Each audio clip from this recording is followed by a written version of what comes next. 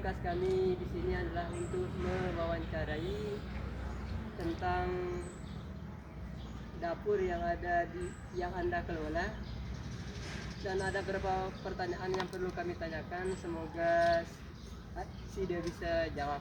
Kita langsung saja ke pertanyaannya. Yang pertama, bagaimana proses rekrutmen pekerja di bagian posisi juru masak? Untuk pertanyaan itu para karyawan, dan untuk yang khusus juru masak itu ditentukan yang memenuhi sertifikasi. Selanjutnya ke pertanyaan yang kedua, apakah pengalaman kerja sangat berlaku sebelum masuk bekerja di bagian posisi juru masak? Sangat perlu gitu. Selanjutnya pertanyaan yang ketiga, bagaimana sistem kerja di posisi juru masak? Sistem kerjanya?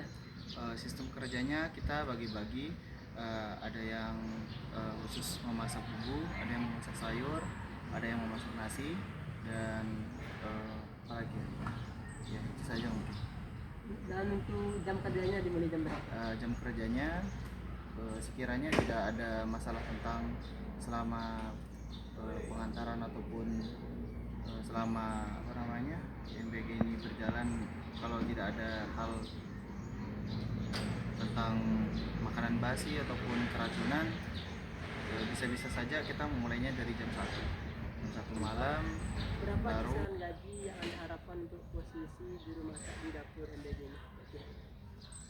Kalau untuk juru masak sebenarnya kami itu pun paling bawah sekarang itu adalah 120, itu sudah memenuhi bagi kami, itu sudah sangat cukup Per hari 120? ya, per hari. Ya, kalau ditotalkan menjadi 1 bulan kira-kira berapa? 1 bulan 120, kira-kira dia nyampe 2.800.000, 2.600.000. Berarti sudah cukup. Alhamdulillah bisa cukup. Selanjutnya yang tidak memenuhi standar, padahal stok bahan sedang menipis, apa tindakan Anda? Tetap kita akan membuangnya kalau itu benar itu harus sisa, tapi kita ganti dengan makanan yang lain. Selanjutnya, mana pendapat Anda tentang program MBG ini?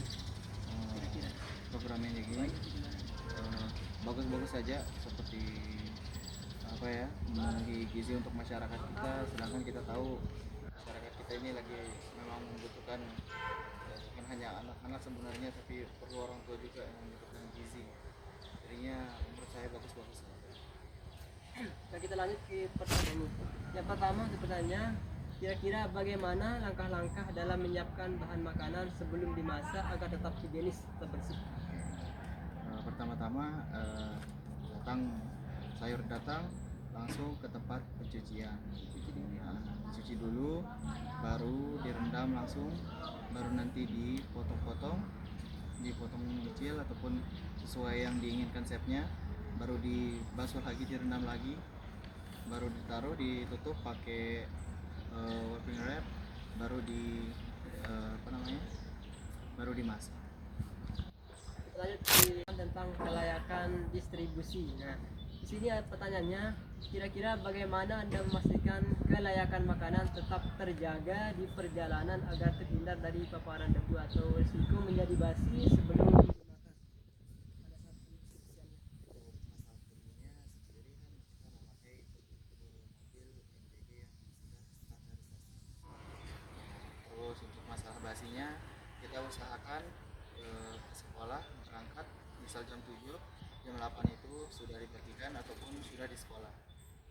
Di sekolah pendistribusiannya kita kasih tahu gurunya ataupun pengawas sekolahnya bahwa makanan kalau udah sampai di sekolah itu lebih baik dimakan segera ataupun tidak boleh lebih dari 2 jam.